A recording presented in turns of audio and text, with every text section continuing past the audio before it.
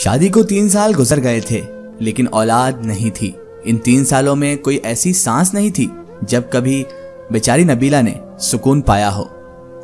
नए घर का काम शुरू किया, वह मजदूरों की तरह काम करने लगी।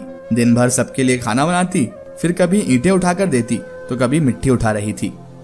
4 महीने उसने मजदूरी की और घर तैयार हो गया। घर तैयार हुआ कि कामरान के साथ रहते हुए वह कामरान से दूर रहने लगी। कामरान से उसकी बहुत दूरी थी। कामरान उससे दूर रहने लगा। दिन की दूरी से रातों की दूरियां भी बढ़ने लगी थी। वो दोनों कभी नहीं मिलते थे। औलाद ना होने के ताने उसे अब सुनाई देने लगे थे। सब उसे औलाद ना होने के ताने देने लगे। एक डर सा उसे सताने लगा। कामरान तो पहले ही उसे दुख देता था, लेकिन अब औलाद ना होने के ताने सब देने लगे थे। उन दिनों कहीं इससे छुपकर कामरान की दूसरी शादी की बातें होने लगी। वह सबके रवैये समझ रही थी तो कुछ गलत हो रहा है। उसे ऐसा लगा दाल में कुछ तो काला है, कुछ गलत होने जा रहा है। नबीला एक नौकरानी से बढ़कर कुछ भी ना थी उस घर में। वह लबों को सिए बैठी थी। नबीला को एक खौफ था कहीं कामरान मुझे दूर ना कर दे। लेकिन जेठानी की छोटी बेटी ने बताया, आंटी नबीला, मामा कह रही थी कामरान चाचू की शादी करनी है, नई आंटी लेकर आनी है। नबीला समझ चुकी थी कोई कयामत टूटने वाली है, लेकिन वह खामोश थी। कामरान कमरे में बैठा चेहरे पे क्रीम लगा रहा था। नबीला पास गई। आजकल बहुत क्रीम लगा रहे हैं आप, बड़ी देख रही हूं मैं। कोई पसंद तो नहीं आ गया आपको? बड़े सोने लग रहे हैं आप। नबीला कामरान के कंधे पे सर रखकर बतिया रही थी। कामरान, आप खुश रहें हमेशा। मैं नमाज पढ़कर आपके लिए बहुत दुआएं मांगा करती हूँ। आपकी जिंदगी की दुआ मांगती हूँ। आपके साथ ही तो मेरा सब कुछ है। जैसे वह एक दर्द दिल में छुपाकर खुद को समझा रही हो, ऐसे बातें कर रही थी। कामरान, मुझे कभी छोड़कर मत जाइएगा। और फिर वह दिन आ गया। लड़की वाले कामरान के घर आ गए। सास ने सख्ती से कहा, खाना बनाना और अपने कमरे में चली जाओ, सामने ना आना। मनहूस, अगर तू सामने आ गई तो मेरे बेटे का रिश्ता नहीं होगा। वो इतनी बेरुखी समझ रही थी। उसने शादी के बाद एक काम सीख लिया था, दर्द को छिपाना, खामोशी से रोना और बेपनाह गिले होना, लेकिन शिकवा ना करना। वह वापस पलटकर देखती तो सौतेली माँ थी जो उसे वापस कबूल ना करती। सामने कामरान की शादी थी जो कभी भी धक्के देकर उसे निकाल सकता था। कामरान का रिश्ता तय हो गया। कुछ दिनों में ही दूसरी बीवी को ले आए ब्याह करके। लोगों को जरा सी भी शर्म नहीं आती कि बेचारी किसी की लड़की को तुम ब्याह कर लाए हो और ऊपर से उस पर जुल्म भी ढा रहे हो और दूसरी शादी भी कर रहे हो। जिस कमरे में वह कामरान के साथ रहती थी, आज उस कमरे में कामरान की बाहों में कोई और थी। उसे अलग से एक कमरा दे दिया गया। हसरत भरी निगाह से वो बेचारी कामरान को देखती रही।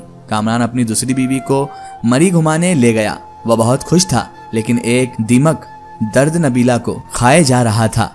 घर के काम, दिन भर की थकन, रात की तन्हाइयां, दर्द, बेपनाह, लापरवाही। नई दुल्हन को सब बहुत प्यार करते थे।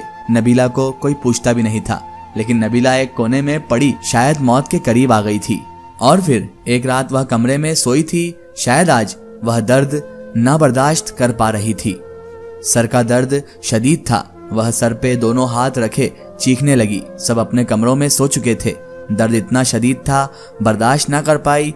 वह कामरान को आवाज देती रही, लेकिन कामरान दूसरी बीवी की बाहों में सो रहा था। वह जमीन पर गिर गई, तड़पने लगी। न जाने कितनी आवाजें दी थी उसने, लेकिन नबीला की वो दर्द भरी आवाज किसी ने ना सुनी। और आखिर सुकून की नींद सो गई। वह दुनिया छोड़ गई। सुबह सास गालियां दे रही थी। कमीनी आज भी नहीं उठी नाश्ता बनाने के लिए। कामरान ने आवाज दी, अम्मी नबीला को बोलो हमारा नाश्ता हमारे कमरे में ले आए। आप भेज दीजिए उसे हमारे कमरे में नाश्ता लेकर। माँ ने गाली दी, वो मनहूस सोई हुई है अभी तक। आज सोने ही दो उसे। आज उसके कमरे में कोई न जाए। दोपहर का वक्त हो रहा था। सब अपने कामों में मसरूफ थे, लेकिन अभी तक नबीला कमरे से बाहर नहीं आई थी और किसी को उसकी फिक्र भी नहीं थी, क्योंकि वहां पर सब जालिम और क्रूर लोग मौजूद थे। सब बेरहम और बदबख्त लोग थे। आखिर सास कमरे में चली ही गई। देखा नबीला औंधे मुंह जमीन पे पड़ी थी। सास ने शोर मचा दिया। सब इकट्ठे हुए। देखा वह अकड़ चुकी थी। उसकी लाश को चारपाई पे डाला। उसके आंसू अभी तक आंखों में मौजूद थे। अचानक से कैसे मर गई? उन लोगों ने उसे दफना दिया। जनाजा हुआ, कोई आंख न रोई थी। एक दिन उसके कमरे की सफाई करती कामरान की दूसरी बीवी ने देखा कुछ रिपोर्ट्स और दवाइयां थी। उसके कमरे में मौजूद। वह देखकर हैरान हो गई। उसको ब्रेन ट्यूमर था, न जाने कब से वो ये दर्द सह रही थी। एक डायरी भी लिख रही थी वो। यहाँ वह अपने दर्द लिखा करती थी। उसकी डायरी के कुछ जुमले। कामरान मुझसे रूठा रूठा रहता है, मेरी तरफ देखता ही नहीं। आज मैंने सारा दिन मजदूरी की, कामरान ने मुझे ठंडा पानी पिलाया, मैं बहुत खुश हूँ। कामरान कहता है मैं बहुत अच्छी हूँ, लेकिन फिर भी पता नहीं क्यों मुझसे दूर रहता है। आज मैं उसके लिए तैयार हुई थी, खुद को संवारा था, लेकिन पागल ने एक बार भी मेरी तरफ नहीं देखा। फिर मैं नाराज भी नहीं हुई। वह बहुत डांटता है मुझे कुछ कहूँ तो। मुझे जानलेवा बीमारी है, लेकिन मैं कामरान को नहीं बताऊंगी, वह परेशान हो जाएंगे। हमारा घर बनकर तैयार हो गया है, मैंने अपना कमरा बहुत सजाया। कामरान की शादी कर रहे हैं, मुझे घर से निकाला तो कहाँ जाऊंगी मैं? मेरा तो कोई है भी नहीं, बस नौकरानी बनकर मरने तक यहीं रहूंगी। कामरान अपनी दुल्हन से बहुत प्यार करता है, उसे बर्गर लाकर देता है। मैंने कहा मुझे भी ला दो। कहता है तुम बर्तन धो जाकर, दिमाग ना खराब करो। भला मैंने बर्गर ही तो मांगा था। आज सुबह से मेरी सांस रुक रही है, ऐसा लग रहा है मेरा वक्त करीब आ गया है। काश कामरान की बाहों में मर सकती, काश कामरान मेरा दर्द समझता, मुझे सीने से लगाता, मैं सुकून से मर तो जाती। कामरान, आप कभी मेरी ये डायरी पढ़ें तो खुद को मेरी मौत का जिम्मेदार ना ठहराना। बहुत प्यार करती हूँ आपसे मैं, बस नसीब से हार गई हूँ। शायद कि मेरी किस्मत में खुशियाँ लिखी ही नहीं थी। और हाँ, पागल एक बर्गर ही तो था। कंजूस हो तुम बहुत, मुझे ला देते तो क्या हो जाता, डांटने की क्या जरूरत थी। बहरहाल तुम अपनी दूसरी बीवी का ख्याल रखना, मैं तो नहीं होंगी। जब आपके यहाँ औलाद हो ना तो मेरी कब्र पे जरूर आना। एक बार ही आ जाना, पर मेरी कब्र पर जरूर आना। तुम्हारी नबीला। अब मुझे बहुत दर्द हो रहा है, अब लिखा भी नहीं जा रहा मुझसे कामरान। कामरान, दिल चाह रहा है आपके पास आ जाऊं, लेकिन के बाद सब कुछ अधूरा रह गया। नबीला खामोशी से मर गई। कामरान डायरी पढ़कर बहुत रोया, लेकिन अब रोने का क्या फायदा था। वह बेचारी न जाने कितना रोई थी।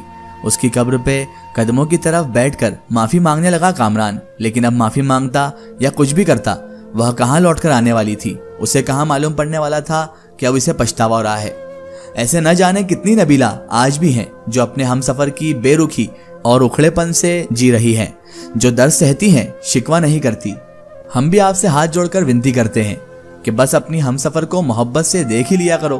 खुदा की कसम, वो हर दर्द हर दुख भूल जाती हैं। उससे पहले कोई नबीला दुनिया से चली जाए और आपको जब तक समझ आए देर हो चुकी हो, अपने हमसफर को मोहब्बत दीजिए, अपने मोहब्बत से उसे सरशार कर दीजिए। याद रखना, कयामत के दिन महशर को पूछा जाएगा कि तुमने दुनिया में लोगों के साथ क्या सलूक किया। और फिर एक हमसफर तो आपके जीवन भर का साथी होता है, उसके साथ ऐसी बेरुखी करना बहुत बड़ा गुनाह भी है। इसीलिए इस बात पर जरूर गौर करें।